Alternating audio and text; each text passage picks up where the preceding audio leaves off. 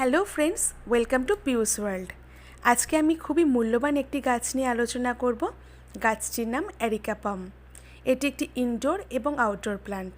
ঘরে বাইরে যে কোনো জায়গায় গাছটিকে রাখা যাবে, যেখানে সূর্যরশ্মি পর্যাপ্ত পরিমাণে প্রতিফলিত হয়। এটির অনেক উপকারিতা রয়েছে।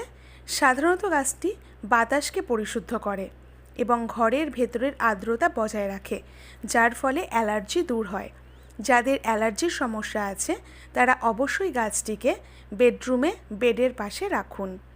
এটি পজিটিভ এনার্জিকে বাড়ায়, নেগেটিভ এনার্জি দূর করে, ক্লান্তি দূর করে, মন শান্ত করে তোলে, কর্মক্ষমতা বাড়ায়, স্মৃতিশক্তি বৃদ্ধি করে, শান্তিপূর্ণ নিদ্রা প্রদান করে।